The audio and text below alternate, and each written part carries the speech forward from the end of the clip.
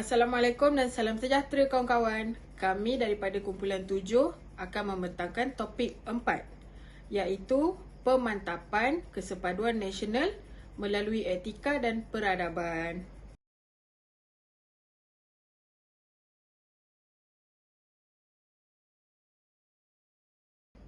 Saya Amira Natasha binti Ahmad Fauzi akan menerangkan tentang objektif pembelajaran.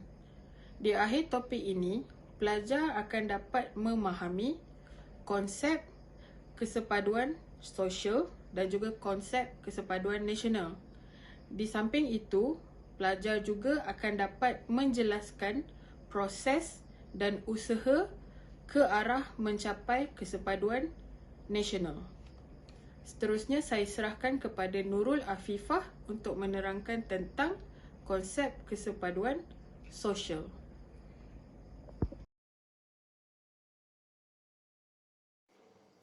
Terima kasih Amira. Seterusnya kita beralih kepada tajuk kesepaduan sosial. Ringkasnya kita lihat apakah kesepaduan nasional. Ia adalah situasi di mana rakyat berbilang bangsa, etnik, agama dan wilayah hidup aman dan damai sebagai satu bangsa bersatu. Sebagai contohnya di Malaysia. Kesepaduan sosial adalah faktor penting dalam mewujudkan keharmonian di dalam negara kerana ia melibatkan percampuran adat resam dan budaya dalam pelbagai bangsa. Dengan tahap kesepaduan yang tinggi, akan lahir rakyat yang cinta dan bangga akan tanah air. Seterusnya, masyarakat akan lebih terurus dengan nilai kesepaduan yang tinggi. Antara syarat melahirkan kesepaduan sosial adalah peningkatan taraf hidup yang tinggi seiring dengan majunya teknologi dan zaman, jalinan sosial yang stabil dan selamat dalam masyarakat, rakyat mudah untuk mendapat akses demi kehidupan seharian demi meningkatkan kualiti hidup, interaksi yang aktif dan harmoni dalam masyarakat dengan adanya jalinan yang positif. Semua pihak bersama untuk berusaha melibatkan diri dalam aktiviti sosial atau arus perdana yang baik. Kemudiannya, antara tokoh yang membahaskan mengenai kesepaduan sosial ialah Ibn Khaldun dan David Emil Durkheim. Ibn Khaldun adalah bapa sejarah kebudayaan dan juga sains sosial moden dan beliau telah menghasilkan karya pertamanya iaitu Muqaddimah atau pengenalan. Manakala David Emil Durkheim adalah seorang sosiologi dan juga sains sosial moden yang telah mendirikan sebuah fakulti sosiologi pertama di Universiti Eropah pada tahun 1895. Beralih kepada pandangan tokoh mengenai kesepaduan sosial, Ibn Khaldun menamakan kesepaduan sebagai asabiah, iaitu penekanan kepada kesedaran dalam masyarakat mengenai kesepaduan sosial yang turut menjejaskan semangat kekitaan dalam perpaduan.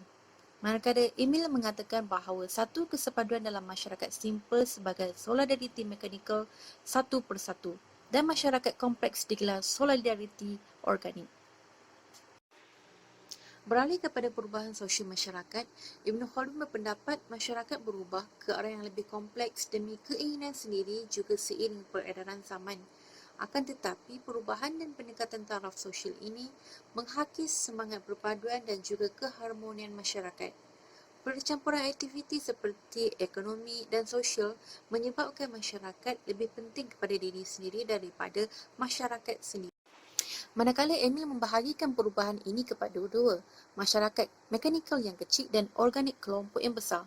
Sebagai contoh dalam pengkhususan kerja, keburukannya ialah setiap individu bergantung sesama sendiri. Manakala dengan perkembangan teknologi, rakyat dapat bersatu seiring dengan percambahan idea baru. Kawalan sosial adalah kaedah yang wujud demi mengekalkan keamanan masyarakat, mencegah kemungkaran dan setiap kesalahan ada hukumannya. Ia berkait rapat dengan kepercayaan individu seperti adat rasam dan juga agama. Durkheim mengatakan masyarakat mekanikal ini lebih represif dan menghukum terutamanya berkaitan dengan hal agama, manakala masyarakat kompleks lebih bersifat restitutif iaitu terbuka dan menyerah kepada pihak tertentu untuk mengadili kesalahan terlebih dahulu.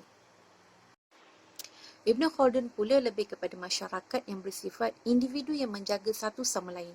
Mereka juga perlulah bertindak seiring dengan kepercayaan agama. Kesimpulannya, kawalan sosial yang baik dan teratur adalah pemangkin masyarakat yang harmoni. Seterusnya saya serahkan kepada sahabat saya, Hanizam. Terima kasih Afi.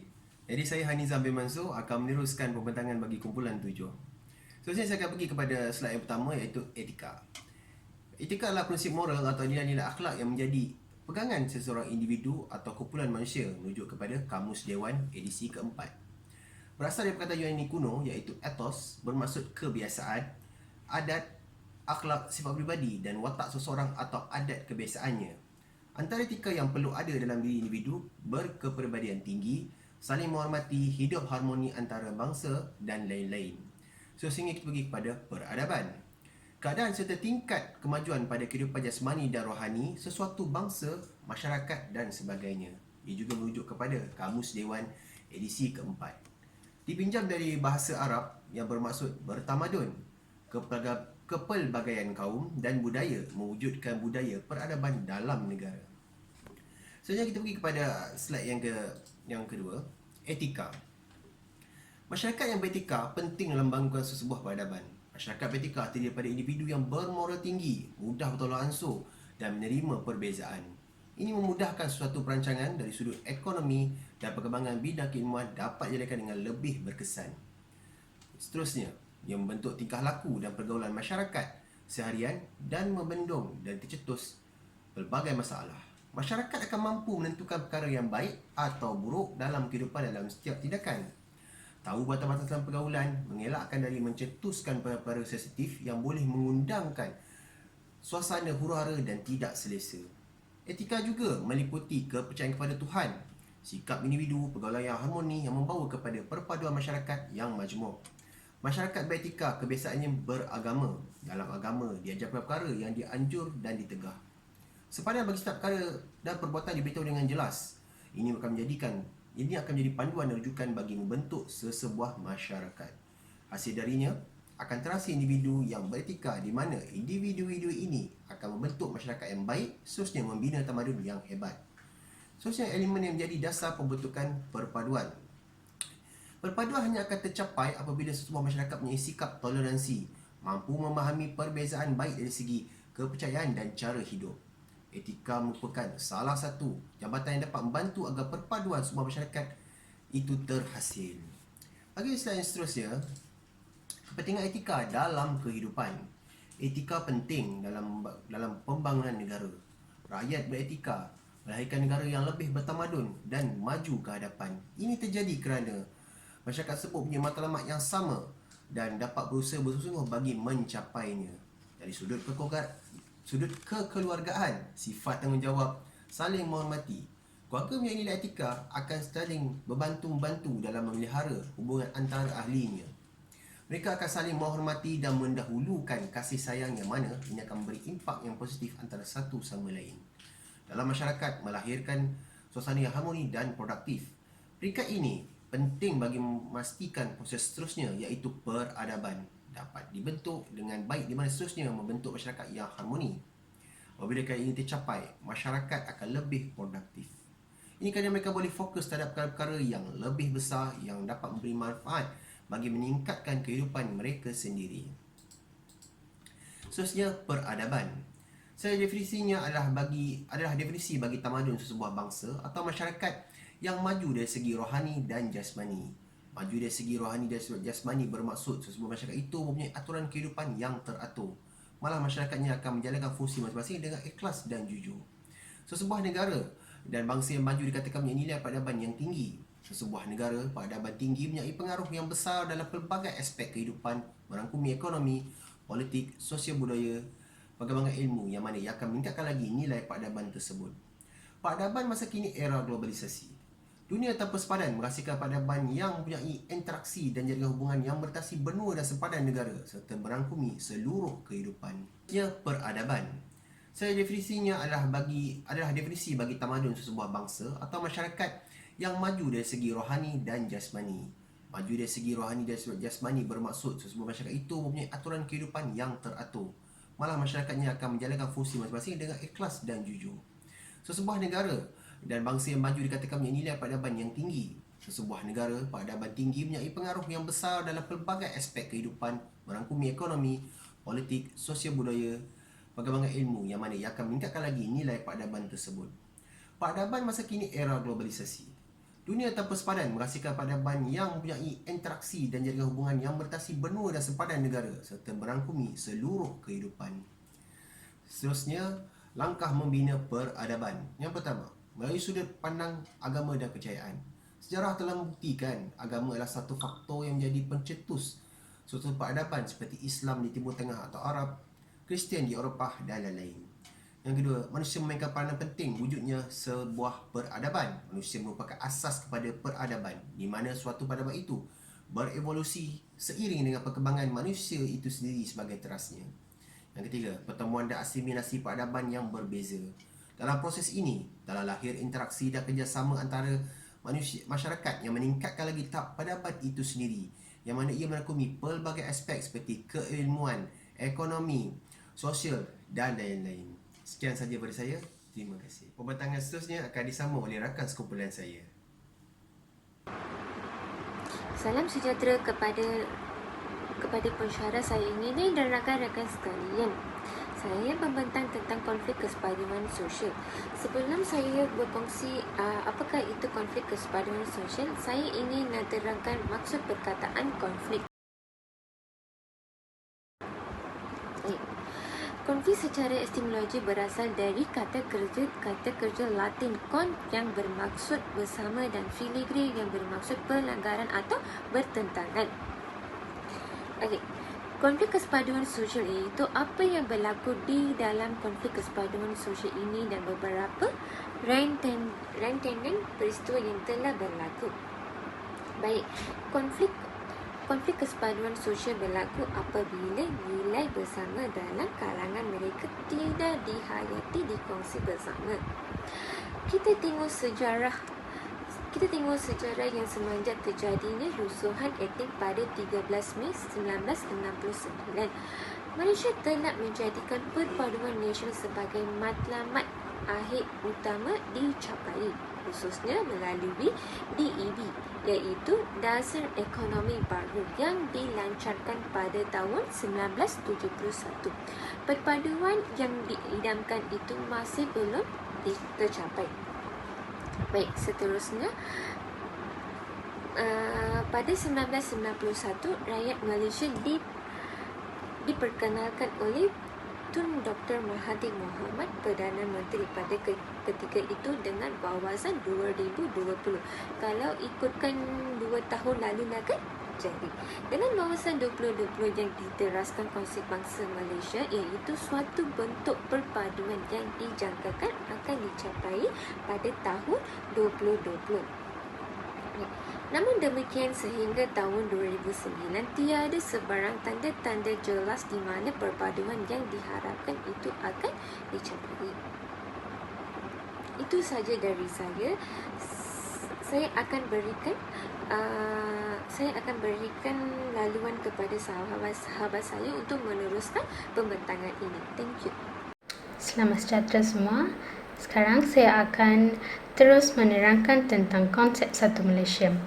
Konsep Satu Malaysia ini diperkenalkan oleh Perdana Menteri Malaysia yang ke-6, iaitu Datuk Seri Mohammad Najib Tun Haji Abdul Razak pada 2 April 2009. Prinsip utama bagi gagasan Satu Malaysia adalah rakyat didahulukan, pencapaian diutamakan. Lebih merupakan satu konsep dalam bidang pentadbiran yang menyarankan pemimpin-pemimpin kerajaan menjalankan tugas dengan lebih cekap, amanah dan bertanggungjawab demi kepentingan rakyat.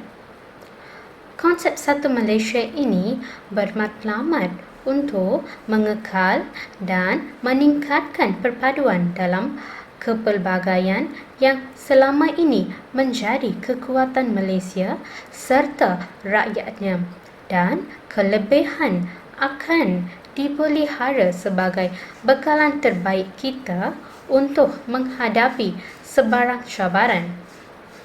Gagasan Satu Malaysia ini menekankan sikap penerimaan dalam kalangan rakyat berbilang kaum, di mana sesuatu kaum menerima keunikan kaum yang lain seadanya agar kita dapat hidup bersama dalam keadaan saling menghormati sebagai rakyat dalam satu negara. Biarpun perpaduan yang diimpikan masih belum dicapai dalam tempoh 42 tahun dari 1969 hingga 2011 lalu. Namun, kita telah mencapai sesuatu yang signifikan yang menjadi Malaysia negara sebagai contoh kepada banyak negara di Asia, Afrika dan Amerika Latin.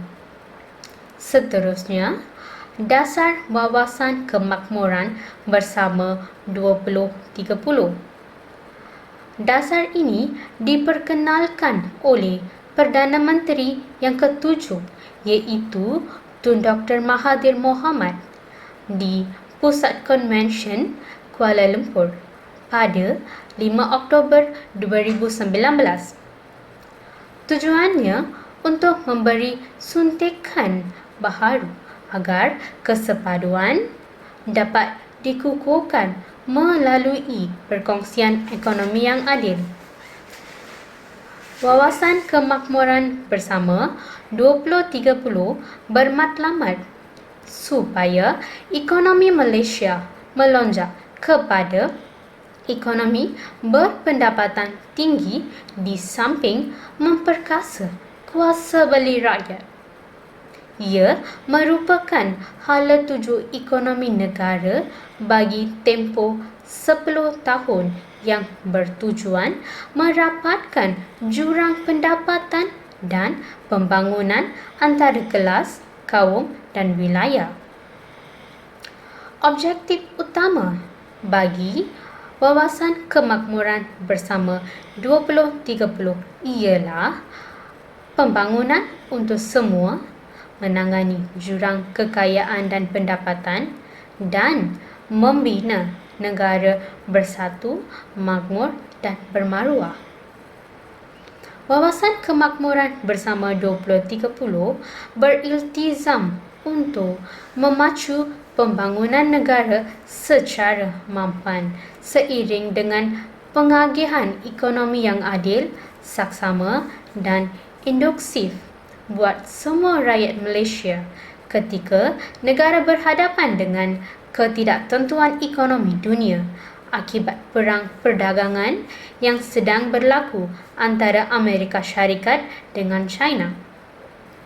Ia menjadikan ekonomi Malaysia lebih berdaya tahan serta menyuburkan perpaduan dalam kalangan rakyat serta memantapkan kestabilan Malaysia sebagai sebuah negara yang demokratif.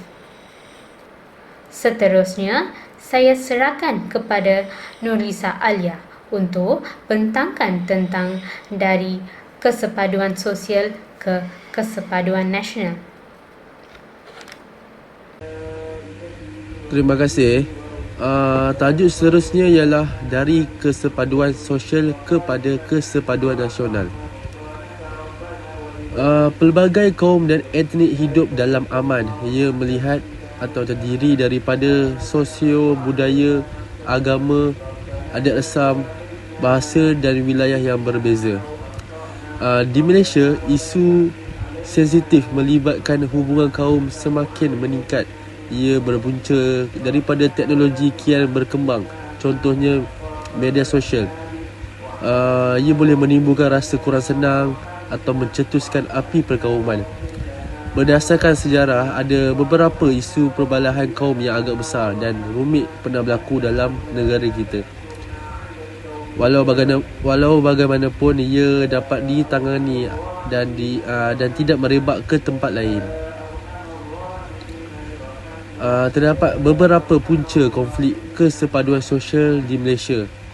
Yang pertama ialah tidak mengamal dan menghayati rukun negara, kurang persefahaman antara kaum, tidak ingin atau berminat menghayati budaya kaum lain. Ibu bapa tidak mengajar anak-anak dari kecil mengenai sosial budaya kaum lain, kurang berinteraksi dengan kaum lain. Proses kesepaduan sosial. Masyarakat Malaysia perlu selesakan diri dengan kepelbagaian perbezaan etnisiti, agama, bahasa, politik, kelas sosial, gender dan antara generasi. Perbezaan perlu diamati dalam diri setiap masyarakat. Contohnya untuk keamanan dan kestabilan dalam hidup dan negara. Masyarakat ada hak dalam keamanan. Ia memerlukan perbincangan atau perundingan agar dua-dua belah pihak mencapai keamanan. Seterusnya ialah tahap-tahap hubungan etnik dalam sejarah Malaysia menurut Syamsul Amri 2012. Yang pertama, era konflik selepas Perang Dunia Kedua pada tahun 1945 ke 1950. Yang kedua, era stabil tetapi tegang pada tahun 1961 ke 1970.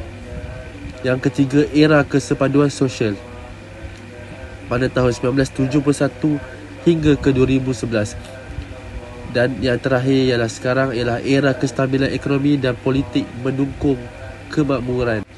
Era stabil tetapi tegang.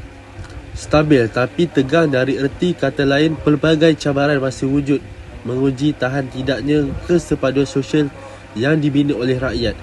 Satu perjanjian telah dibuat antara kerajaan persekutuan dengan Sabah, tetapi konsep Malaysia itu tidak diterima oleh Indonesia menganggap Malaysia sebagai neokoloni, iaitu sebuah koloni baru tetapi dalam pemerintahan orang tempatan.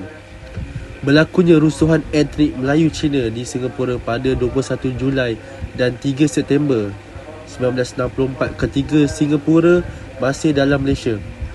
Pelbagai usaha top-down untuk mengembalikan kepercayaan umum tentang perlunya kesepaduan sosial telah dilaksanakan, seperti penubuhan Majlis Perundingan Rakyat. Era kesepaduan sosial, tetapi berlaku rusuhan etnik Melayu dan India. Ia adalah faktor utama, bukan politik tetapi faktor ekonomi, iaitu kesukaran hidup dan persaingan kelangsungan hidup. Negara dalam keadaan stabil, aman dan harmoni antara semua kaum. Era kestabilan ekonomi dan kestabilan politik bagi mendukung kemakmuran. Kestabilan politik di Malaysia pada masa kini telah memberikan kelancaran buat kerajaan dalam menfokuskan kepada usaha memulihkan kembali ekonomi negara, terutama melibatkan semua rakyat dan kaum demi kelangsungan hidup. Kaedah penyelesaian konflik di Malaysia iaitu kesatuan dan inovasi. Ia melakukan perbincangan untuk strategi lebih baik dalam sebuah organisasi untuk setiap masalah etnik yang bakal berlaku. Pelibatan masyarakat perlu ada untuk mengukuhkan antara satu sama lain. Terima kasih pada saudari Rifki. Assalamualaikum dan selamat sejahtera kepada Dr. Ayub dan juga kawan seperjuangan dalam subjek ini. Saya Lisa dan saya akan teruskan perbentangan tajuk ini. Di sini adalah antara kaedah penyelesaian di mana terdapat 4 kaedah iaitu akomodasi, akulturasi, asimilasi dan amalgasi. Baiklah, akomodasi di mana mempunyai matlamat berbeza tapi membentuk matlamat yang sama untuk memastikan dua-dua pihak puas hati. Matlamat baru dibina capai atau dipersetujui antara dua pihak walaupun pendapat berbeza. Akulturasi pula di mana masyarakat perlu menerima dan mempelajari budaya masyarakat lain supaya tidak mempunyai perselisihan faham. Setengah masyarakat hanya menerima budaya lain bergantung kelebihan yang dapat pada individu masyarakat tersebut. Seterusnya, asimilasi adalah proses penggabungan kebudayaan masyarakat yang berbeza untuk membentuk identiti baru antara masyarakat. Budaya yang baru hasil daripada cantuman dua budaya asalnya, yang minoriti bersedia bergabung atau menyerap dengan majoriti, terbentuklah asimilasi. Akhir sekali, amalgasi merupakan satu proses yang paling tinggi tahapnya yang terjadi apabila budaya atau ras bercampur untuk membentuk jenis budaya dan ras yang baru. Contohnya, seperti perkahwinan, pencampuran antara dua budaya. Langkah mewujudkan kesepaduan sosial antara kaum dapat dilaksanakan dengan menghapuskan unsur negatif antara kaum, baik dari warna kulit, bahasa dan agama. belajar untuk memahami antara kaum dari segi budaya dan adat resam. Dengan harmoni dan aman, masalah dapat diselesaikan. Penganjuran program yang melibatkan semua kaum amat digalakkan dalam langkah mewujudkan kesepaduan sosial di Malaysia. Kaedah untuk memantapkan lagi kesepaduan sosial di negara kita ini dengan menjadikan rukun negara sebagai teras budaya, menggunakan bahasa kebangsaan sebagai bahasa pertuturan dan menghormati perlembagaan persekutuan. Antara cabaran dalam mencapai kesepaduan nasional ialah perbezaan budaya, ideologi, politik dan jurang ekonomi. Pengaruh media sosial juga antara cabaran yang dihadapi. Tak peliklah jika media sosial boleh dikategorikan sebagai punca perbalahan kaum. Sikap etnosentrik di mana mengagung-agungkan etnis sendiri dan memandang serong pada etnik yang lain. Sikap prasangka pada etnik lain juga antara cabaran yang berlaku kini. Akhir kata, masyarakat Malaysia memainkan peranan dalam membangunkan tamadun di Malaysia. Menghormat etnik atau budaya masing-masing seperti menjalinkan keharmonian, menjaga maruah antara kaum. Paling utama, sistem nilai dapat menyumbang kepada kemajuan dan pembangunan ekonomi negara. Baiklah, seterusnya saya akan serahkan semula kepada saudari Mira. Sekian, terima kasih. Jadi, kesimpulannya, dalam usaha kita untuk menjadi sebuah negara bangsa, pelbagai strategi, pendekatan dan dasar telah dilaksanakan oleh kerajaan untuk menjadikan negara ini bukan sahaja makmur dan maju dalam semua bidang, tetapi juga untuk mempunyai hubungan etnik yang harmoni dan bersatu padu, serta mencapai integrasi nasional di bawah sistem persekutuan. Malaysia yang kita impikan ialah sebuah negara yang menyaksikan rakyat berbilang kaum, budaya dan agama dapat hidup dalam keadaan aman dan damai dengan rakyatnya yang memiliki kesatuan dan perpaduan yang utuh.